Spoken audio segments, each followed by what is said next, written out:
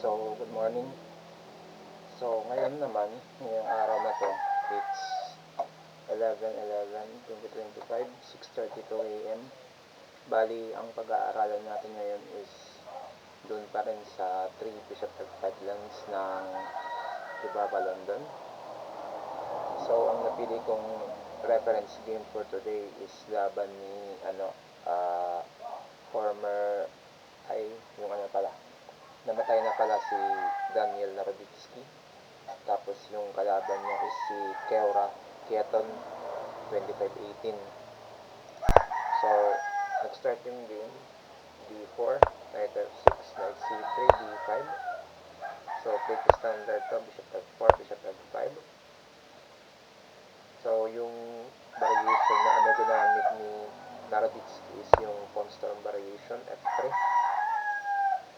So, E6, G4, Bishop J6, H4, H6. So, itong H6, maganda to. Kasi kung naka C6 yan, dapat mag-H5 yan. Pero since siya, hindi siya naka C6, meaning pwede siyang makapag C5 in one go. Mas maganda yung H6. E3. So, yung E3, ipapalit niya to. Itong bishop niya. A6. So, pamigil na rin yung A6 dito sa pinaka-common na tactic na Knight D5. Attacking yung C7, forking yung A8 at saka yung king sa E8. Bishop D3. So, pinapalit niya. Bishop takes D3. C takes D3. Ito yung umuso ring line noon. Itong CD3.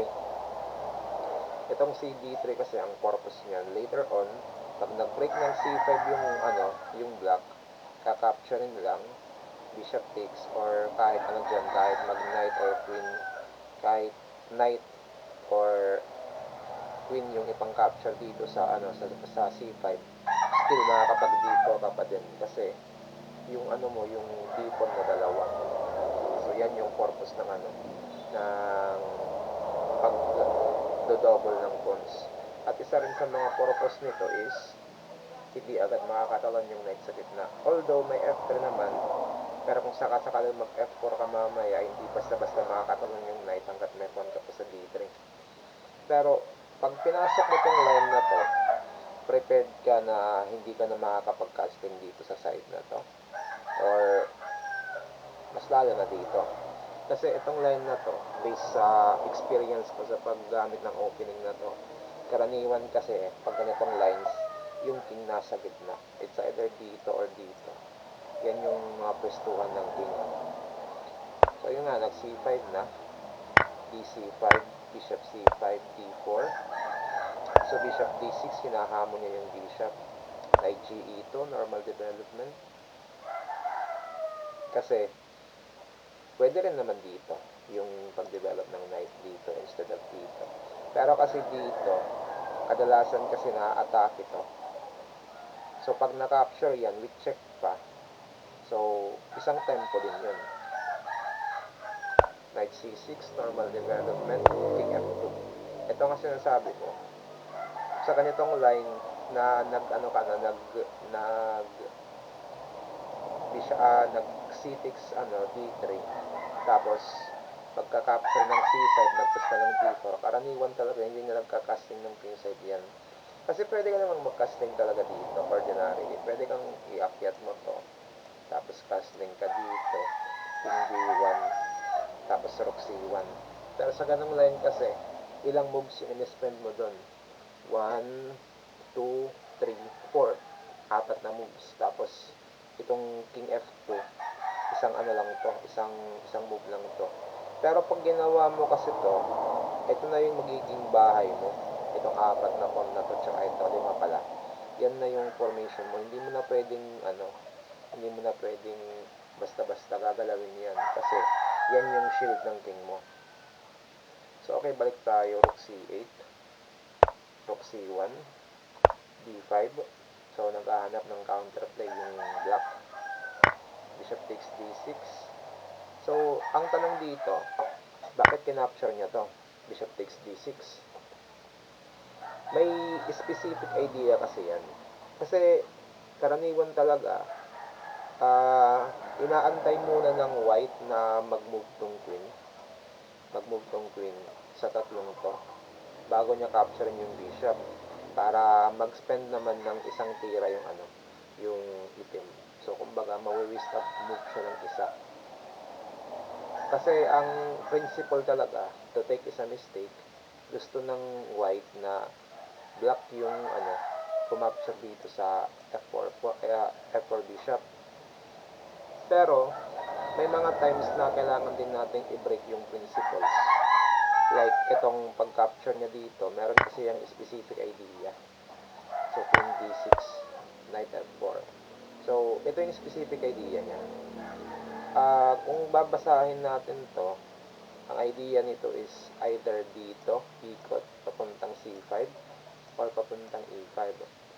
Pero may konting risk din to. Kasi lahat naman talaga ng tira merong risk. Ang risk lang nito is possible makapag-break ng e5. e5 with tempo. So possible makapag-break ng e5 with tempo yung itim. So continue tayo, knight e7. So hindi ko sure kung para saan to. Hindi naman yan pupunta dito para i-challenge to. So I don't know. Or baka binubuksan niya lang tong c-file para pag b5 niya, pag alis, makatrade siya. So g5, yun na nga, nag-g5 na. So ang purpose ng g5 is mabuksan tong h-file, magkaroon ng contact yung rooks. So pag rook takes, pwedeng maka-infiltrate yung queen yung papasok. So knight d7, gh6, rook h6. Ayaw niya kasing gawin to. Kasi after h5, may h5 dito. Ito, forever ng target to. Ito na yung magiging target. So, hindi niya ginawa. Nag-rook takes h6 lang siya. Queen g1. So, anong purpose ng queen g1? Na-atake niya to. Simple lang naman. Kaya, ito yung dapat nating pag-aralan. Move by move, dapat ma-explain mo sa sarili mo kung ano ba yung purpose ng tira ng nakakalaro mo. Para at least naman, mabigyan mo ng consideration. Iniisip ko kasi during the nung unang makita ko ito, sa analysis ko, what if tumira ng knight f5. Iniisip ko ito, pero mahahangin pa tong dalawang ito. So, hindi ko sure kung anong ititira ni Naroditsky dito. Kung ano ba, siguro ito. Infiltration lang. So, medyo may pagka-positional yung plano niya. Kasi, ina-atake din to eh. So, dito. So, parang sa tingin ko, parang iniipit lang ng white yung block dito. So, balik tayo sa game. King f8. King g5. So, still, ganun pa rin naman talaga yung plano niya. Knight f6. Rook hg1. So, may threatening dito. Check. Knight e8. Basically, nidepensahan lang niya to. h5. So, nang clamp yung h5. So, pinipigilan niya yung possible movements ng rook. Rook c4. So, ayun mga, hindi naman kasi pwede na white lang yung maghahanap ng play. Dapat humanap ka rin ng counterplay or else pit-pit ka talaga sa posisyon.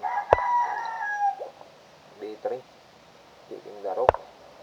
Rook c6, knight from c to e2. So, hindi natatakot makipag-exchange yung puti. Kasi kung tutuusin, cramp yung position. Nandito yung laban sa side na to, sa king side. Ito yung pinaka main target, itong pawn na to. Siya yung pinaka main target. So, ang ginagawa ngayon ng white is naghahanap siya ng isa pang target. Yung tinatawag nilang principles of two weaknesses. Yung principles of two weaknesses is maggagawa ka ng isang weakness sa kabilang side at isang weakness naman sa kabilang side. So yung dalawang weakness na yun, hindi na kayang depensahan ng black yun. So pasensyahan nyo na yung manok naririnig nyo sa background. Wala pa kasi ako nabibining noise cancelling na mic. So yun yung yun yung pinag-iipunan ko ngayon, yung noise cancelling mic, for the purpose na rin sa pagre-record ng mga video at sa pag-i-stream. So rook f6, rook takes c6, knight takes c6. Hindi ko lang sure. What if queen takes c6? Queen takes c6. So according to the engine, equal naman yung queen takes c6.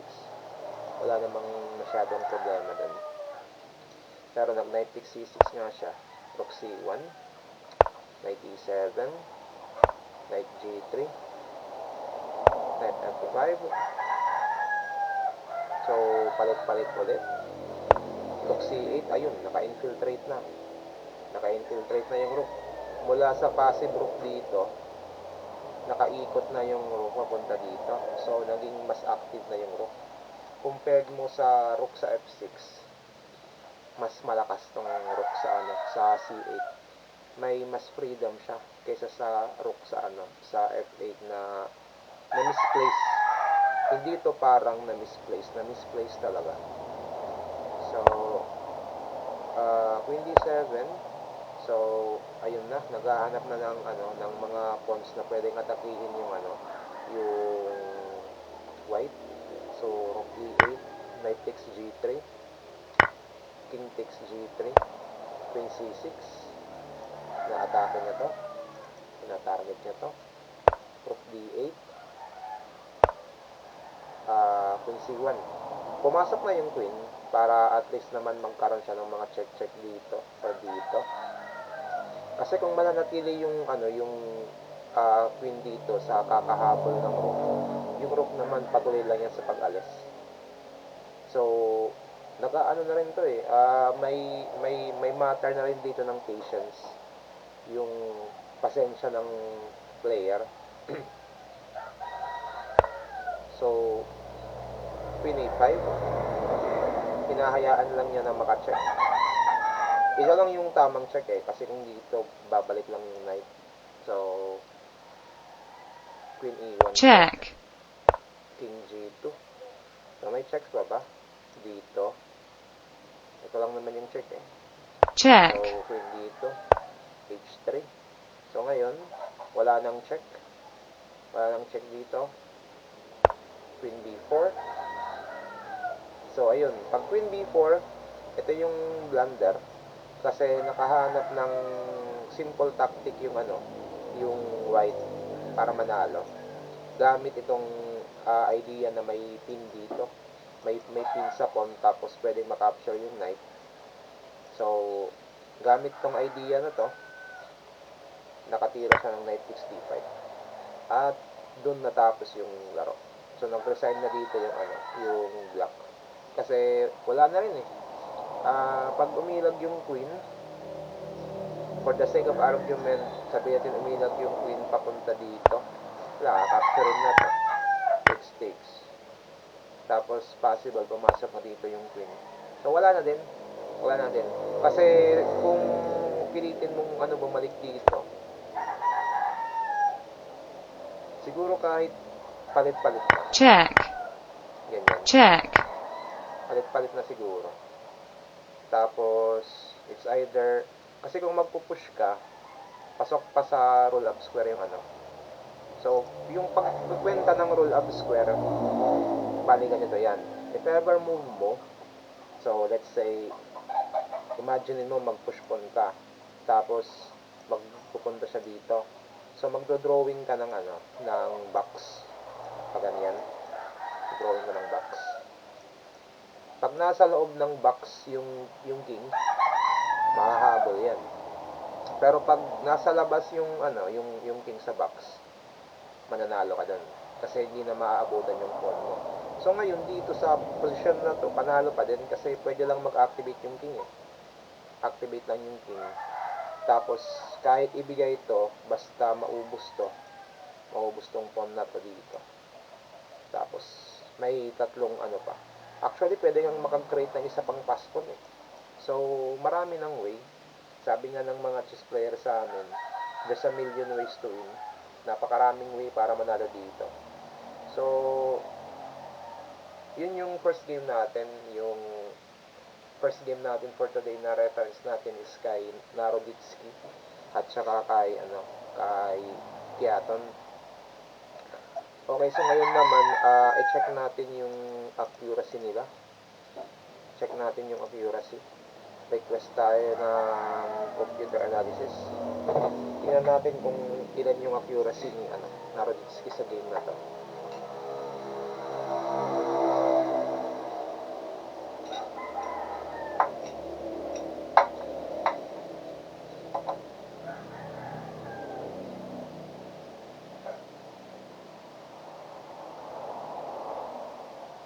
Okay, so makikita nyo, isa lang yung inaccuracy. I think ito nga, inaccuracy na to is yung knight c3 lang to eh. Yun nga, yung knight lang.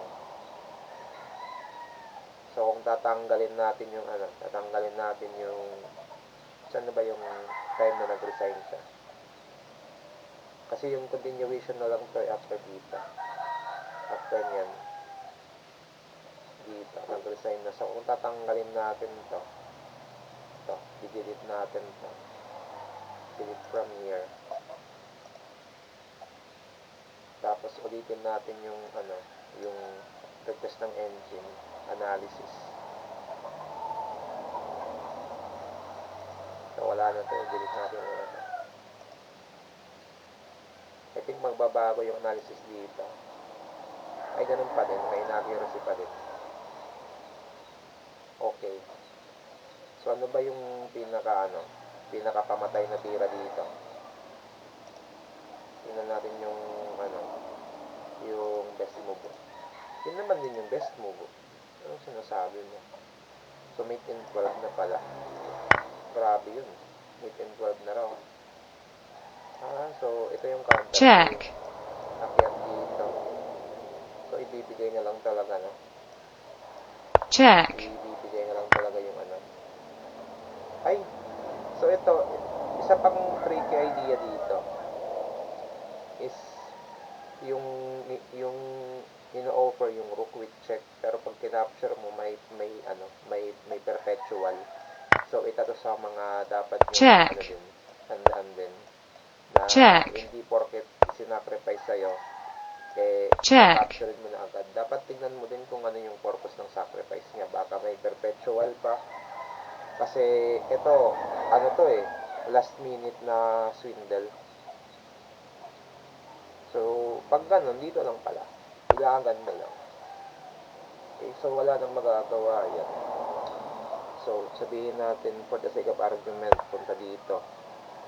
So, check. Check. Dito. Check. Wala na to. Kumbaga, karantang itik na to. Takbo na lang ka ng takbo. Check. Kahit tips nga lang. Tapos dito. Check. Ito, binibigay na nga yung queen eh. Binibigay na lang yung queen. Kasi may check eh. Kasi isang check na lang dito tapos na. Check. Binibigay na lang pampatagal. Check. Check. Dito. Tapos capture dito. Check. Capture dito. Checkmate. Waray. No school. Opo, waray pa. Tomorrow pa mo school. Holiday pa yan ah. Okay, so isang game 'yun. So wait lang, maghahanap ako ng isang game. Hanap pa tayo ng isang game. Try natin ngayon na maghanap ng as many games as possible. So ito naman game between Daniel Naroditsky at si Soltved Martin. So, I think, kung hindi ako nagkakamali, tournament game din to, classical. Bali, kung makikita nyo, medyo malayo yung rating difference. 2657 Grandmaster, tapos Saltbread Martin 1976, parang ano pa lang to, ah, hindi pa to titled player. So parang ano to, open tournament ata, open tournament sa US. So credits pa rin kay Saltbread Martin na nakalaro niya si Daniel Naroditsky over the board. So okay, simulan natin yung game. D4, D5, Knight C3, Knight F6, Bishop F4, Bishop F5. So F3, yun pa rin yung pawn storm variation pa din. So familiar na sa inyo to. H6, E3, Bishop D6. Yun sa botok. Okay, sabit lang po nagising na yung pangalawang anak ko. Sabi, nagwiwi ikaw nga to hapin. Nakabiti. Uy, boray. Ipalo ni mo sure, ano yung pajama, yung baluan na ni Papa. Look, ano yung ba ni mo pajama kakapiping? Yung change na ni Papa, kaya nagwiwi ka. Ano to? Kay, sige mo play, sige mo play. Nakawiwi ka, mo ko Ito na, pag-watch na ng tarang chay-chay. I'm live streaming. Sige na go. Kaya magwawas kitang clothes niyan. Healthy Papa ha. Okay? Okay, so ito naman panibagong tira niya. Bishop D6. So itong Bishop D6, linya din naman siya. So sa experience ko sa sa line na to, karaniwan kasi yung yung mga na-try ko na is una capturein to. Muna capturein to, Bishop takes D6. So ipapakita ko sa inyo. Ito yung mga na-try ko. Kaso palagi akong nagwo-worry sa check na to. Palagi akong nagwo-worry sa check na yan. Kasi mayroon akong over the board game na nangyari is tumira ako ng queen dito. Tapos pumasok sa Check. dito. So, wala akong choice dyan. Pinalik ko yung queen. Check. Tapos, unfortunately, na-palm down ako. So, yan yung mga na-try ko. Na-try ko na din yung knight h3. Kasi yung knight h3, ayaw ko na matakpan to. Kasi pwede naman dito. Kaso ayaw kong matakpan tong diagonal na to. Kasi gusto kong ipalit tong bishop na to. Kaso ang karaniwang nangyayari is nagsi-c5. Tapos pag bishop mo dito, kakapturein lang to. Tapos pinupush tong pawn na to. So yan yung mga na-try ko na. Kaya nung na-review ko tong game na to, pwede palang gawin to. Ito kasi yung tira ni Naroditsky, Knight G2. So, for the meantime, tinakpan niya yung bishop. So, yung bishop hindi ngayon makalabas dito. Hindi siya nagpunta dito. Ito, may hidden purpose pala yan. Hindi basta-basta yung tira na yan. Bagay, kasi GM kasi yan. So, A6 again, for some reasons ayaw niyang magpunta yung knight dito na ma-atake tong bishop na to. So bishop d6 again, may mga tinitira sila na nagbe-break ng principles. Yung principle nga na to take is a mistake, bini-break nila kasi meron silang purpose, meron silang nakikita sa position na hindi natin naaabot. So ito, bishop takes d6, queen d6, knight f4. So yung knight f4, ina-atake niya itong bishop na to. Knight c6. So ito, I think positionally mistake to na pinabayaan niya yung white na makapture yung bishop sa g6. Pero kung ako kasi mag-iisip sa black side, parang naisip ata ng black na after takes dito, makakapasok siya dito, makakapangulit siya. So, madidisturbo niya yung yung piece development ng white. Parang yun lang yung compensation niya. Pero, kung iisipin mo, ito kasing check na to, short term lang to. Yes, ma-disrupt mo yung position ng white, pero short term lang. Pag nakapag-develop na siya, wala na din. At itong pag nalipat yung pawn dito, so itong dalawang to, pareho ng weak yan. So, weakness to, principle of two weaknesses, dalawang pawn na yung aatakihin ng white dyan. So, tingnan natin kung ano yung nangyari sa game. Knight takes g6. Check. Yun na nga, pumasok nga siya. King d2, f takes g6, bishop d3. So, ayun na, naatake na yun.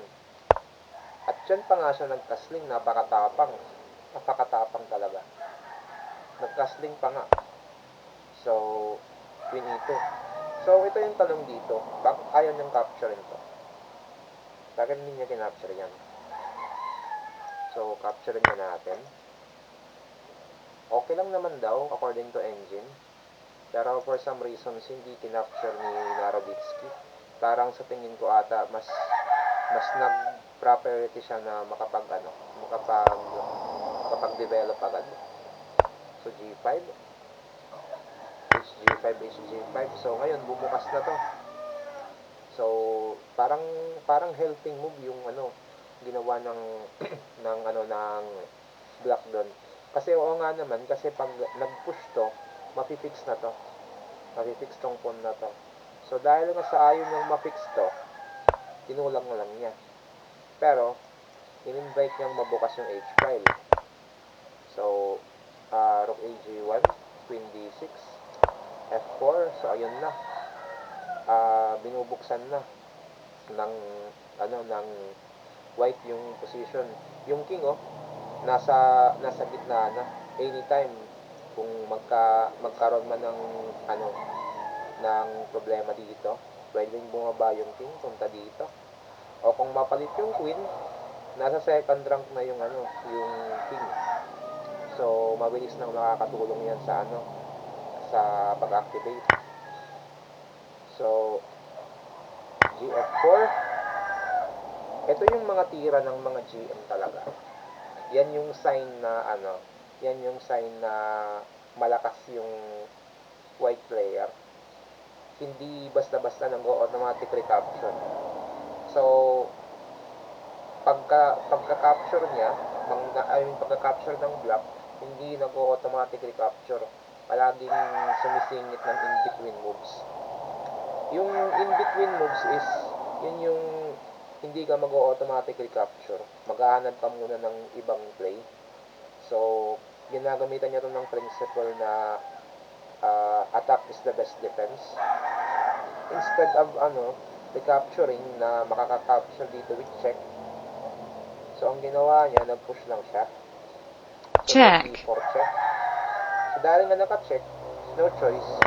Bishop takes, d takes. So, dito may tanong ako, bakit hindi pwedeng knight takes? Pwede rin naman actually, pero mas kanina kasi mababa yung evaluation, pero sa ngayon medyo okay naman yung evaluation niya. So I think pareho lang naman yun. So bishop takes, d takes, queen h5. So pwede dito, pwede rin dito.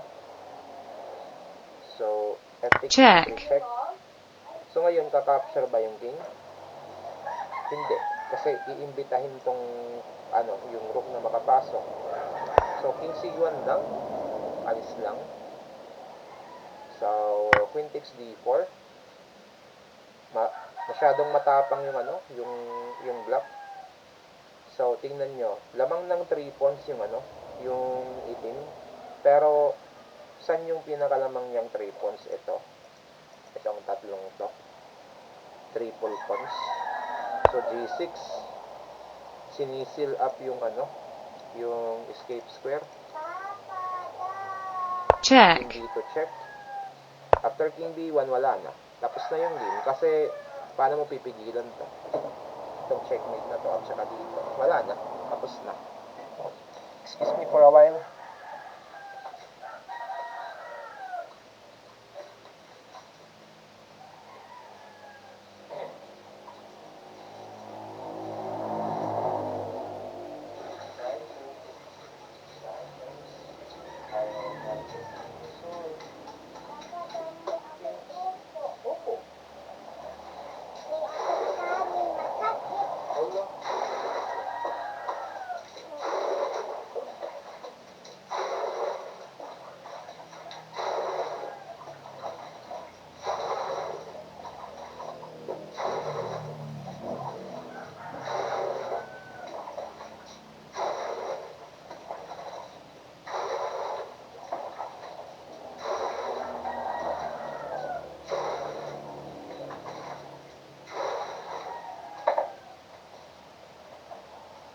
Pag na lang sabi, pag pa hindi kami short nimo, pag short na lang. At dito ha, kwarto. Get ikaw short. Short na lang. Ayaw na pag pinadjama, kaya mababat ka man. Pag short na lang, come. I will find a short for you. Okay, ikaw ako na happy helper later.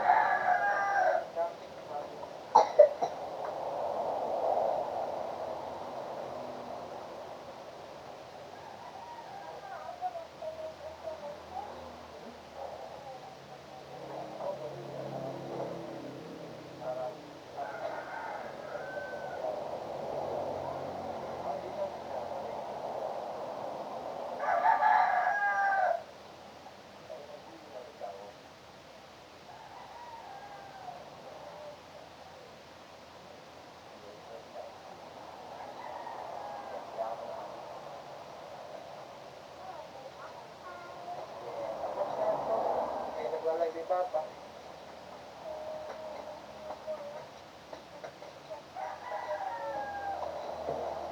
Okay, sorry for that. Tatay duties muna. Bali, nangungulit kasi yung anak ko. Nag-CR muna siya. So, nag-tatay duties muna tayo. Okay, so hanap pa tayo ng isang game. Try nating mag-record ng at least 1 hour. Minimum 1 hour para mahaba yung discussion natin. So ito naman, it's a game between Richard Rapport at si Rindis Batcher L. Hindi ko lang alam kung tama yung pronunciation ko. So sorry kung na-murder natin yung pangalan niya. Teka, balikan muna natin tong game ni Narodinsky. Tapos request tayo ng analysis from computer. So, tingnan natin kung ilan yung accuracy niya. Gaano ba kataas yung accuracy niya? Hanep. Tingnan nyo naman to. Parang nadali ng engine, no? 10 average centipon loss, 98% accuracy. Grabe. Halos walang itulak kabigin sa niya, sa accuracy niya. Partida, lamang kaya ng 3 kon. So yan yung sinasabi nila na lamang ka nga sa material, pero pagdating naman sa king safety, wala naman, talo ka naman sa king safety. Okay, so lipat tayo sa game ni Richard Rapport, yung nagpauso nitong opening na to. So knight c3. Actually, itong knight c3, hindi siya advisable na itira yung ganyan, especially at classical game to. Even rapid or blitz, hindi talaga magandang itira yung knight c3 muna kasi pwede kang tirahan ng e5. So ngayon, mahihirapan ka ng makapag-d4. Dyan. Kasi pwede niyang capturein na lang. So hindi na siya magiging Jubabalon dun. Magta-transpose na siya sa ibang opening. Pero since nag-d5 yung nakalaro niya, So, nakabalik tayo sa, ibabalon doon. Again, 3 bishop f5, f3, ganun pa din, e6, g4. Ito, na to eh, babalik-balik na to. So, alam na natin yan. Bishop d6. Okay.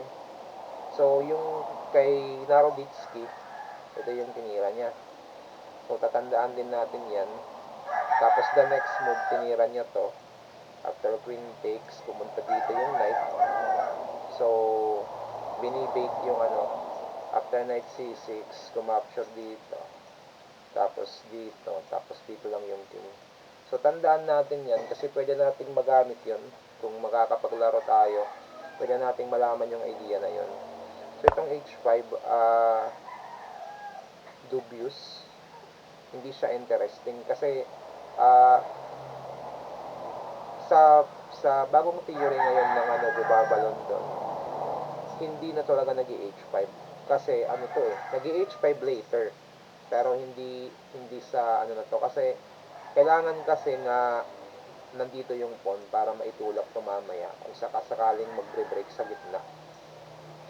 Pero since hindi pa masyadong develop yung theory sa na to, sa tiran na to, I mean sa time na nilaro to, so hindi naman yung masasabi na blunder yan. Lang, inaccuracy kumbaga. Pero syempre, tao lang yung naglalaro eh. So, hindi naman tayo pwedeng mag-judge kasi kung tutusin, mas malakas na player sa atin yan. Okay? So, Bishop h7, Bishop d3. So, ano bang purpose nito? Gustong mapalit ni Rapport yung mga bishops. So, bali, magiging knight na lang yung matitira. So, mga hinete na lang. Pagaling na lang sa paggamit ng knight. Pero sa experience ko dito, sa almost 7 months ko na paggamit itong opening na to, ang nangyayari kasi dito sa akin, kadalasan tabla. So, it's interesting kung malalaman natin kung paano ba yung naging diskarte niya para manalo. Kasi nung hinanap ko tong game na to, kinapi ko yung PGN at inedit ko dito sa study. Hindi ko kasi na-review to. So, ngayon pa lang ako magre-review para at the same time na rin may upload ko to sa YouTube mamaya para may share ko yung link sa tinuturuan ko. Okay, so Bishop takes f4, E takes f4, Bishop takes d3, Queen takes d3. So yun, nagkapalit-palit na nga. Queen d7. So yung Queen d7, pwede yung mag c5 muna, Knight c6, tapos castling. So castling, long side castling, Bishop, Knight a6. So dito dadaan yung Knight. Dito siya nag-develop para maka-counter siya dito, makapanggulo siya sa queen, tapos saka siya magsi-c5. Kasi yung dito siya pupunta, matatakpan to, hindi makakapag-c5. So, queen e3, inunahan na niya. Long castle, knight h3. So, knight h3, I think pinahanda niya to. Kasi kung dito siya mag-develop, hindi siya makakapag-break dito agad-agad. So, knight e8. Natakot ba siya dito? Parang hindi pa naman makakapag-break anytime yun kasi mahahalin yung h5. But anyways, umatras yung knight. Knight f2. Knight d6. So, saan ba pupunta yung knight? Dito. Dito papunta yung knight para ma-atake ulit to. Knight d3.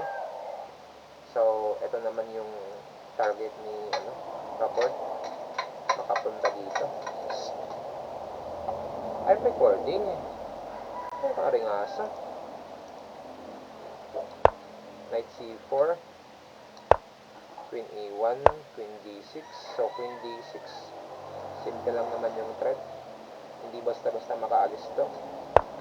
Knight a4. So, ayun nga. Nawala yung queen dito. So, nakasingit yung knight papunta dito. b6. So, multi-purpose move. Mas-stop to. Mas-stop yan. Rook h2. Lateral defense. lateral defense dito. Preparation yan. Rook HE8, Rook E2. So, parang may something going dito sa sa E6. Rook E7, B3. So, saan pupunta tong knight? Dito lang ata, or pwede mo nang mag-check. check, So, Queen A3. So, medyo nakakatakot yung posisyon ng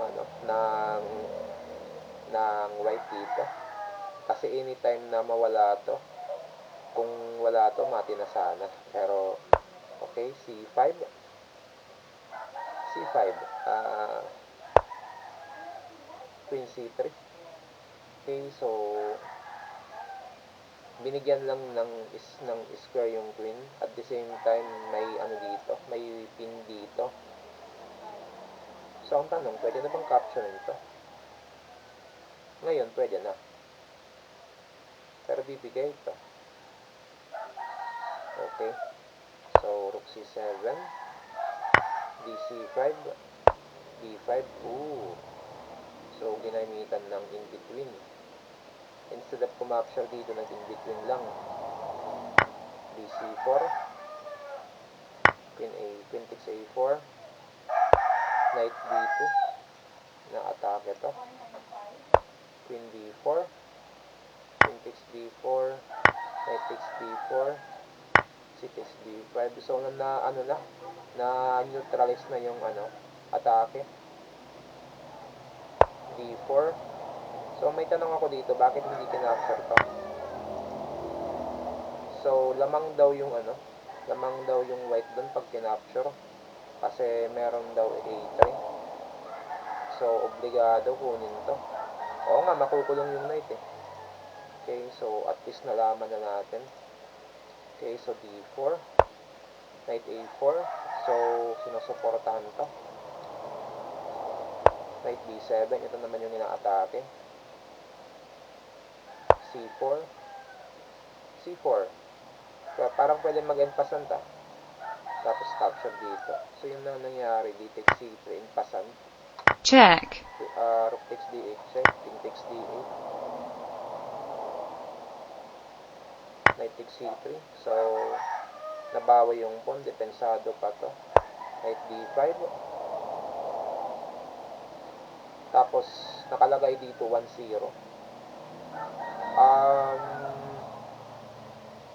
So, based sa PGN,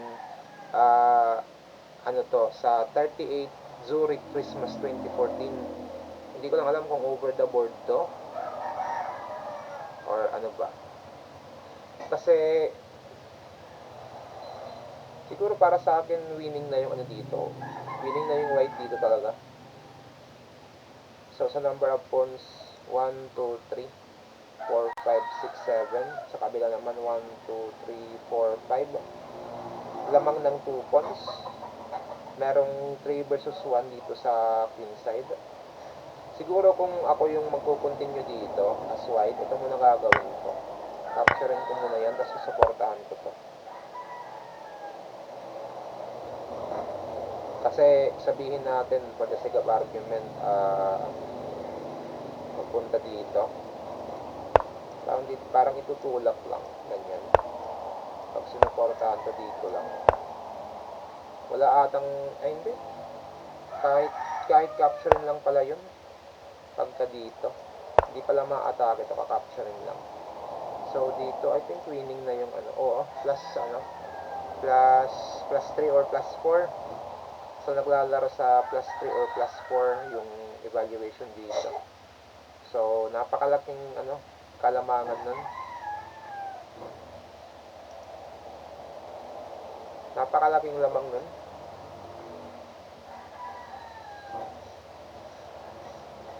Okay, so i-check natin sa engine analysis kung ilan yung accuracy ng game na to. Medyo magulo. Napakagulo ng game na yon.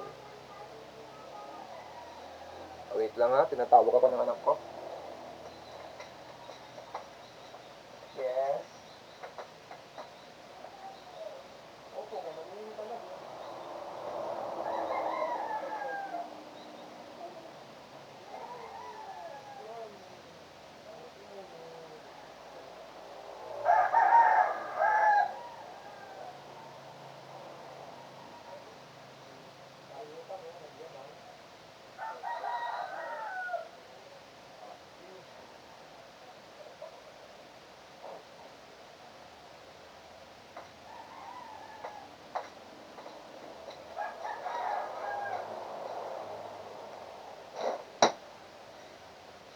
Okay, so sorry ulit for the interruption kasi alam mo na, pamilyado eh.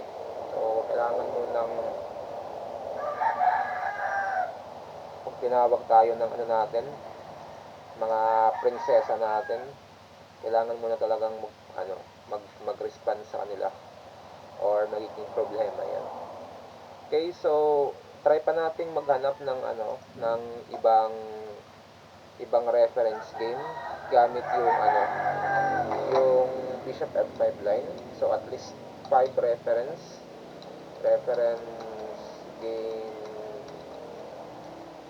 number 5. So kahit napunta yun. Okay, number 5. So ngayon, orientation natin is white pa din. So dito maghahanap tayo ng game gamit yung Lichess Masters database. Wag yung sa Lichess player lang. Dapat at least sa Masters database tayo maghahanap.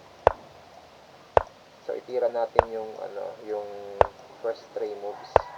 Hahanap tayo ng top games. Okay, so natalo si Caruana dito.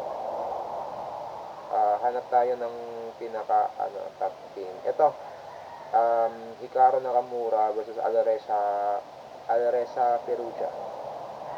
So, hindi ko alam na naglalaro pala si Nakamura ng Jubaba London. So, interesting to.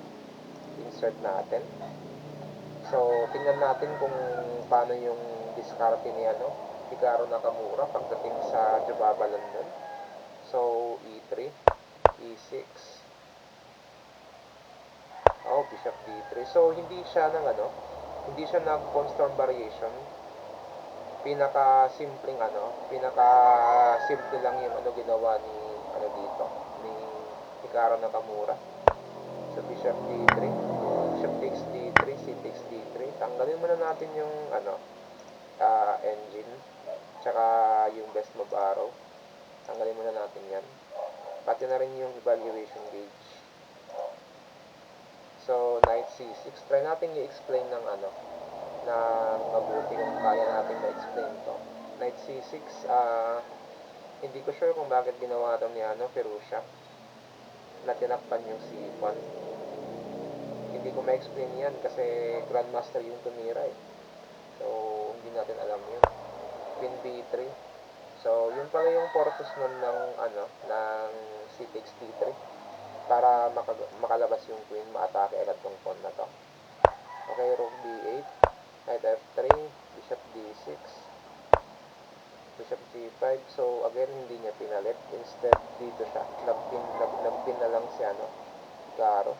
H6, Bishop H4, short castle, Rook C1, Bishop E7. So, all normal naman to. Bishop E7, pag lang, para ma-cut off na yung pin sa knight. A3. A3, pamigil to dito. Dito lang pala. Knight H5, so palit-palit.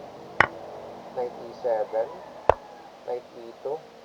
So, wala na kasing ginagawa yung knight dito, kaya lumipat na yung knight. Knight F6, Knight E5, C6.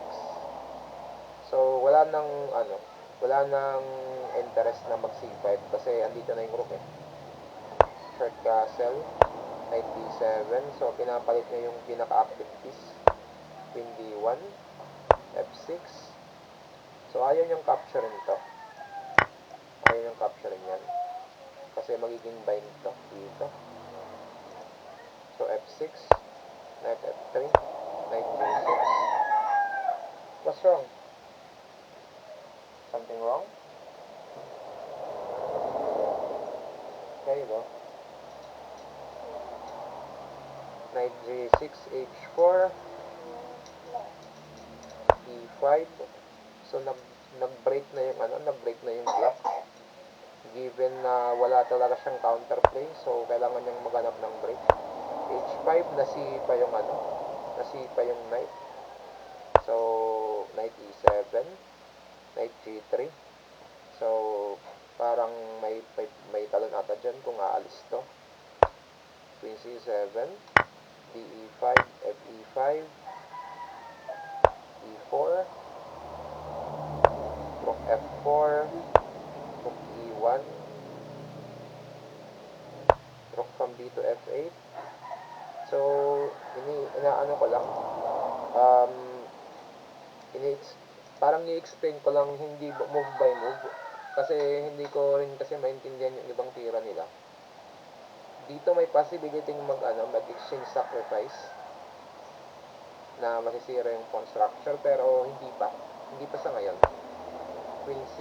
Rook C2, sorry, Queen D6, Rook D2, C5, gaining space, Knight 2, H2, Knight C6, Knight G4, Knight D4, Knight E3. So, nag-iikutan sila, maaaring capture rin to next move. So, DE4, DE4. So, napakalakas ng knight dito, batong-bato. Knight F6, knight from E to F5. So, tinatanggal ni Nakamura to. Queen E6, D4. So, undermining yung isa sa mga protection ng knight. So, pinapalambot, B6, dinipensahan lang. BC5, BC5. So, panibagong target to.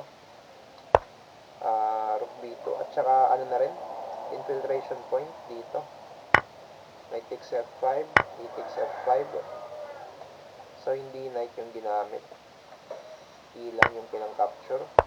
Queen E7. So, Queen E7, protection na rin sa second rank. Ay, sa 7th rank pala. Queen E2. So, ito naman yung main target ngayon. Rook E8, defending. Queen A6. So, pasok lang. Tsaka may threat din na papasok yung yung rook. So, C4. Ano ba purpose ng C4? So, dito magpo-focus yung na may tulak tong paspon niya. So, Queen C6. Queen takes A3. So, yun nga, after nitong move, bumigay ito. Nakuha yung pawn. So, ito, paspon na naman. So, Rook B7. Actually, pareho lang naman talaga yun. Kasi, pag lumipat dito, kahit ngayong move palang capture itong pawn na to eh. So, pareho lang. Medyo, lang, mas accurate lang yung tira ni, ni Perusia na capture agad yung pawn. So, Queen A5. So, ito, mga sikretong mga tricks lang to, pero dapat talaga alisto yung mata mo dyan, kasi pag tinamaan ka niyan, wala, talo ka kaagad. Rook F1, Queen D5. So, pinapalit yung queen. Of course, lugi ka ng isang pawn, so hindi ka makikipag-threat basta-basta. Rook G4. So, instead of passive defense, ang ginagawa ni Perusia is active defense. Kasi kung ako yan, babalik lang yung ko dito, queen. Ay, hindi pala pwede kasi naka-double nga pala siya dito. So, meaning, to, only move to. Only move siya. So, Rook BB1, bumalik muna yung rook. Knight takes H5. Rook F to D1. Hindi ko alam kung bakit hindi pwedeng capturing. Ay! Shems, may mati pala dito. So, napaka-tactical player talaga ni Aleresa. Napaka-tactical player talaga. Okay, so, kinut off yung queen. So, kinulong yung queen sa sa Siberia. So, napakaganda ng idea ni Hikaru Nakamura. Binalik niya muna yung rook dito. Sinacrifice niya yung pawn. Tapos, after rook D1, sa kagustuhan ni Perusia na i-maintain yung i-maintain yung pagkakapin sa pawn. Kasi, pagkakapin sa knight. Kasi bibigay talaga to. Bibigay itong knight na to. Pag pumunta sa ibang diagonal yung queen, bibigay itong knight. So, inatras niya yung queen dito. Yun nga lang, pagkatira ng ng rook D2, wala na. Tinakpan. So, ito, practically, nakulong to ngayon. nakulong to ngayon. So ngayon, ang tira na lang, ibalik na lang tong knight para matanggal sa pagkakapin. Pero, wala nang kwenta tong queen. Kumbaga yung queen, nakakulong na. So ayun, pinalit-palit niya. check, Pero check. Kasi sacrifice, classic, exchange sacrifice para bumukas yung posisyon. So, kinapture na lang yun. Kinapture. So, bali, nangyari dito is 2 rooks. Lamang pa din yung white dito kasi dalawang rook. Queen lang naman kapalit ng dalawang rook eh. So, inatake yun. So, humahanap pa rin ng counterplay si Perusia. check, Pero, wala na to. Kumbaga dito, wala na to. So, I think blitz game ata to. Or rapid. Ay, hindi, blitz to.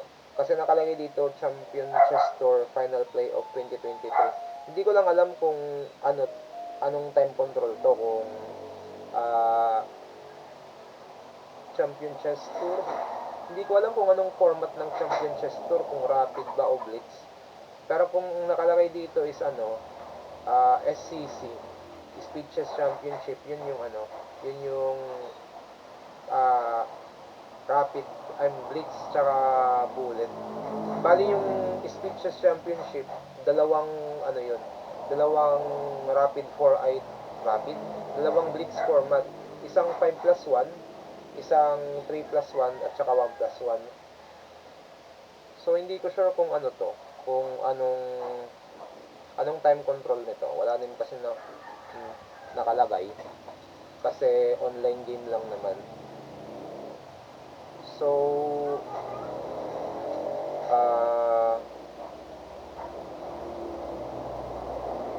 bali bukas mag-a-add ulit ako ng isa pang line.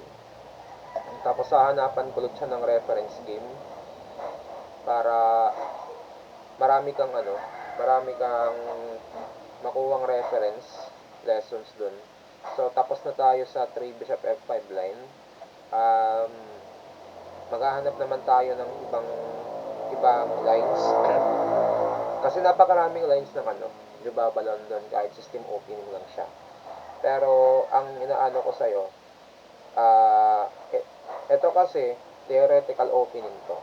Pero sa mga sa mga games ko, pag nagte-training game ako, so baka may ma-encounter ka doon na line na tinatanong mo. So, at least makakakuha ka dun ng reference. Kasi after nitong live, ng recording na to, magla-live naman ako. Maglalaro ako ng 3 training games. Tapos, yung training games na yun, i-add ko sa study. After pagka-add ko sa study, maya-mayang tanghali, after kong maglaba, after ko ng mga gawaing bahay, ko siya, i-record ko siya. So, i-explain ko sa iyo yung mga ideas behind every move. Then, i-upload ko ulit siya sa YouTube. So, ilalagay ko siya sa playlist ng training games. So, ayun nga, yung 3 bishop f5, hindi ko na siya karaniwang nakikita ngayon sa online or even sa mga masters game, hindi ko na siya nakikita kasi alam na nila na hindi siya nakaka-equalize for black. Ang pinaka-equalizer ngayon is yung 3c5. So, sabihin natin d4, d5, knight c3, knight f6, bishop f4, c5. Yan yung pinaka-pang-equal ngayon, yung 3c5. Kung gusto mo ng matahimik na game, e3. Pero, walang sugarcoat doon. Equal talaga yun in correct play. Kasi, pwede siyang mag-4, d takes c5, e takes c5, d takes c takes d4, e takes d4, tsaka a6. So, yun yung reverse, hindi reverse, exchange karukan na pawn structure. So, naka Carlsbad pawn structure. pero may knight sa ano, sa C3. So medyo weird. Parang Caro-Kann exchange na may ano, may knight sa ano C3. Or pwede din yung ano, kung naghahanap ka ng super sharp na line, pwede yung 3C5 at saka ano, 4E4. So, kung hindi mo na i-imagine, pwede kong ano, pwede kong ipakita sa'yo yun. So, kung gusto mo ng equal, so instead of ano, ito yung kasi pinaka-sharpest ngayon, pinaka-sharp line to. Kung gusto mo ng equal, ito. Pero dapat handa ka dito sa line na to. Ito. So, mangyayari, naka Carlsbad form structure na may weird knight sa C3. So, pwede rin tong ano, pwede mo rin sabihin na ano to, Caro-Kann exchange. Kasi kung ibabalik natin, let's say, ano, E4, C6, knight C3, D5, ganyan. Tapos, sabihin natin ano bang itira ng ano, ng block dito. Kasi, karaniwan talaga, sabihin natin for the sake of argument lang, mag A6, takes, bishop F4. So, kung makikita mo, same lang ng ano, magiging same lang yung structure pero ibang move order. Kasi dito, balikan natin yung line dito na may A6. Okay? So, dito kasi, yung pinaka sharp na variation ngayon after C5, ito yung pinaka sharp. Yan yung pinaka sharp na variation. So kung gusto mong manalo as white, ito yung papasukin mong line kasi napakagulo nito. Bawat capture dito ibang ano yan, ibang mundo. So ito yung pinakamagulo, pinakamaraming traps at double edge to. Kasi kung mamali ka as white dito, magkamali ka as white, mabilis kang matatalo dito. Pero kung hindi naman makadepensa ng maayos yung block, siya naman yung matatalo dito agad-agad. Opening pa lang talaga, advantage na yung ano dito. Basta may mamali lang na isa. So dapat, bago mo pasukin to, dapat nasulig mo na to. Dapat naaral mo na. Dapat may mga reference ka na dito. So hindi ko muna to ituturo sa'yo. Hindi sa ngayon. Along the way, pwede kong ituro sa'yo to. Pwede ko itong ituro sa'yo along the way. Siguro mga pag nasuyo natin yung ibang lines. Kasi yung setup natin dito is ano, yung 3 bishop F5 pa lang. Marami pang tira diyan yung white, I mean yung black, yung mga G6 setups, yung mga hindi nagdi-D5. So, isa-isahin kasi hindi siya madaling gawin eh. Hinahanapan ko siya ng mga reference game para at least ma-explain ko sa iyo yung ideas. So, yun lang muna. Naka 1 hour na ako. So, okay na muna siguro yun. Bali, mag-aano ko mamaya, mag-research ako. Tapos, i-upload ko na lang sa YouTube yung analysis. So, that's it for today. Thank you and bye-bye.